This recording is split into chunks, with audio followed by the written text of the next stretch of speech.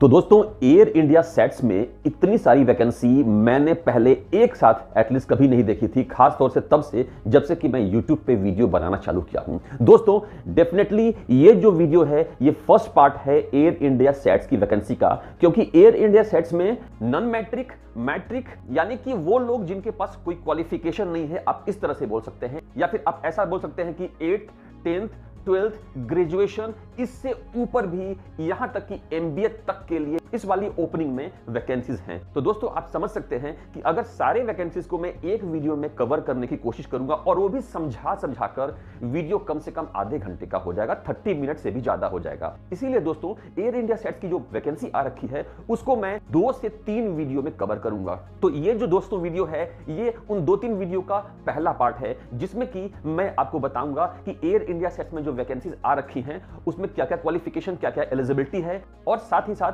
आपको अप्लाई किस तरह से करना है, ईमेल भेजना है तो कहां भेजना है, और बाकी जानकारी के बारे में पूरा डिटेल से बताऊंगा। तो दोस्तों अगर आप, ये बहुत ही गोल्डन अपॉर्चुनिटी है and I strongly advise you, recommend करता हूं वीडियो को स्किप मत कीजिएगा। हेलो फ्रेंड्स, मेरा नाम है अभय और डेफिनेटली मैं जो भी बता रहा हूं अपने 18 से 20 साल के जो एयरलाइन एयरपोर्ट का एक्सपीरियंस है उसके बेसिस पे बता रहा हूं। तो दोस्तों एयर इंडिया सेट्स की जो वैकेंसीज है आज उसके इस पहले पार्ट में मैं आपको बताऊंगा नॉन मैट्रिक, मैट्रिक और 12th बेसिस पे, यानी कि 8th 10th और 12th बेसिस पे जो भी वैकेंसीज है उनके बारे में। तो दोस्तों आइए स्टार्ट करते हैं। सो फ्रेंड्स, अभी आप देख पा रहे हैं मैं हूं एयर इंडिया सेट्स की वेबसाइट पे, यहां आने का लिंक मैंने वीडियो के डिस्क्रिप्शन में डाल रखा है। दोस्तों आज के इस फर्स्ट वाले पार्ट में, पहले वीडियो में मैं आपको बताऊंगा नॉन मैट्रिक 8th 10th और 12th के बेसिस पे जो भी वैकेंसीज है उनके बारे में। तो दोस्तों मैं अभी क्लिक करता हूं, जो भी डिटेल्स है वहां पे आप देख पा रहे हैं। ये जो डेजिग्नेशन है, ये जो पोजीशन है, ये है इक्विपमेंट ऑपरेटर की, और जैसा कि आप देख पा रहे हैं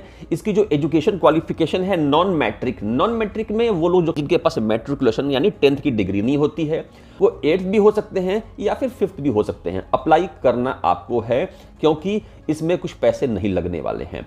नॉन मैट्रिक हो गया, मैट्रिकुलेशन हो गया, या फिर 12th pass with relevant experience, ये आपको एजुकेशन क्वालिफिकेशन हो गया। सेकेंड जो टेक्निकल इसमें रिक्वायरमेंट है वो है कि आपके पास HTV यानी कि हैवी ड्राइविंग लाइसेंस होना चाहिए, 3 साल से ज्यादा पुराना नहीं होना चाहिए, क्योंकि यहां पर लिखा है not less than 3 years from the date of issue. इसके अलावा दोस्तों इसमें जो रिलेवेंट एक्सपीरियंस मांग रहा है, minimum 2 years experience in airport operations. इसके अलावा any experience in ramp operation would be considered as an advantage. तो दोस्तों एयरपोर्ट के ऑपरेशन में अगर आपका एक्सपीरियंस नहीं भी है, मैं आपको यही एडवाइस करता हूं, अप्लाई करने में कोई दिक्कत नहीं है। कौन जाने भगवान ऊपर वाला इंतजार कर रहा हो कि भाई बस तुम अप्लाई कर दो, बाद बाकी मैं देख लूंगा।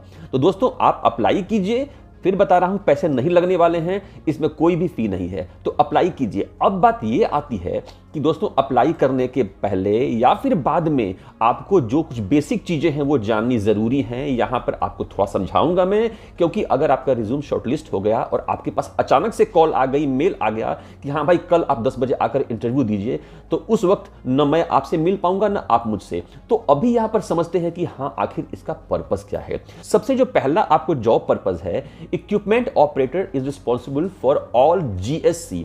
दोस्तों GSC क्या होता है? ग्राउंड सपोर्ट इक्विपमेंट्स होते हैं। इसमें एयरलाइन के काम में आने वाले जितने भी आपको मैकेनिकल चीजें होती हैं, जिसमें कि आपको ट्रैक्टर आ जाता है, टो बार आ जाता है, कोई भी मोटराइज्ड इक्विपमेंट होता है जिसमें बेल्ट लगा होता है, टॉयलेट कार्ट होता है, वाटर कार्ट होता है।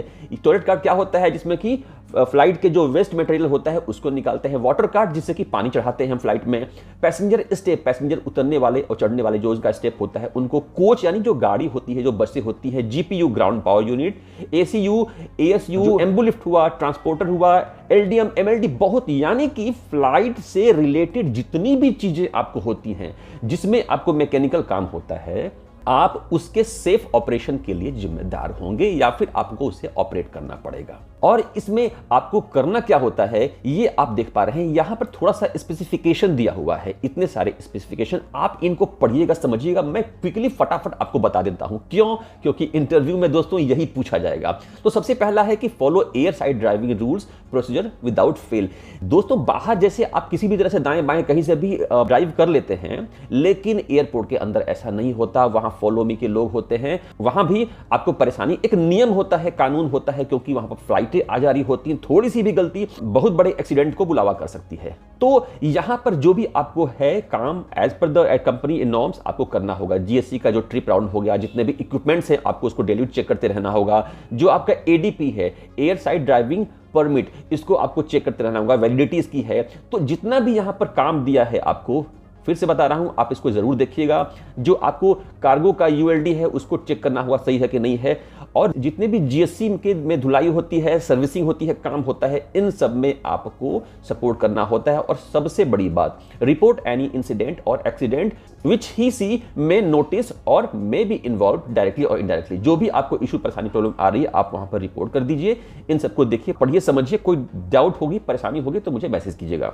यहां पर एक बात और करना चाहूंगा, पर्सनल कैरेक्टर्स एंड बिहेवियर, ये सारी चीज ध्यान दीजिए। Ability to operate various industrial equipments, जो भी आपको इक्विपमेंट्स है आपको उसको चलाने आना चाहिए, या फिर नहीं भी आ रहा है तो एटलीस्ट आपके पास कोई नॉलेज हो, आपके पास काफी अच्छी एनर्जी हो। एयरपोर्ट की जॉब है, बहुत एनर्जी चाहिए। आप मेडिकली फिट होने चाहिए ताकि 25 किलो तक का वजन आप लिफ्ट कर सके। इन सारी चीजों को देखिए। आपकी आई साइड 6x6 होनी चाहिए, इसको आप देख लीजिएगा।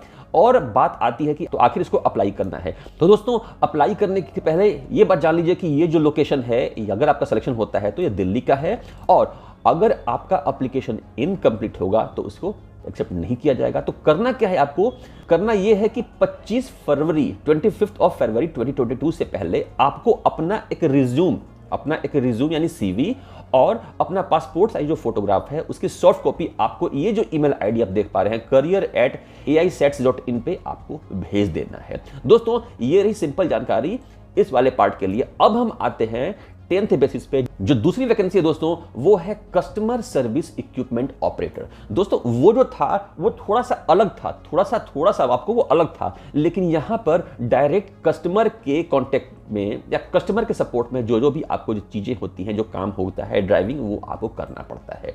तो इसके लिए जो सबसे पहले हम बात करेंगे एजुकेशन क्वालिफिकेशन की। तो दोस्तों इसकी जो एजुकेशन क्वालिफिकेशन है, आपको 10th पास चाहिए, यानी मिनिमम 10th पास, और आपके पास LMB लाइसेंस चाहिए। इसके पहले वाली जो वैकेंसी थी उसमें जो मैंने बताया था उसमें हैवी चाहिए था, और इस वाले में आपको LMB यानी कि लाइट चाहिए। इसके पीछे वाली जो वैकेंसी थी उसमें एक्सपीरियंस चाहिए था, और इस वाले में आपको एक्सपीरियंस नहीं चाहिए। 12 महीने का एक्सपीरियंस चाहिए, और वो भी आप दिखा सकें कि हां आपके पास है। वहां तो आपको एयरपोर्ट के बारे में बताना पड़ता है, यहां आपको बताना नहीं है।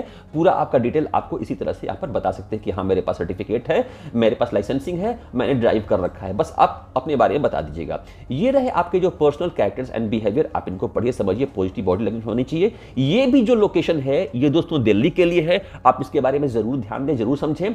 और सबसे बड़ी बात, यहां भी आपको जो लास्ट डेट है वो 25 फरवरी है। career@aisets.in पे आपको अपना बेस्ट रिज्यूम भेजना है, साथ में जो पासपोर्ट साइज फोटोग्राफ है आपको ये भेज देना है। इसके अलावा जो आप यहां पे देख पा रहे हैं दोस्तों, ये रहा आपको जॉब टाइटल वाले पार्ट में। अगर आप क्लिक करते हैं तो इस तरह का डिटेल आपको दिखाता है। बहुत ही सिंपल यहां पर डिटेल्स हैं, आप इसको भी अगर फिल कर सकते हैं तो फिल जरूर कर दीजिएगा। अपने साइड से कोई कमी नहीं छोड़नी है। लेकिन अगर यहां पर नहीं हो पाता है तो परेशान भी नहीं होना है, एटलीस्ट रिज्यूम जरूर भेज दीजिएगा।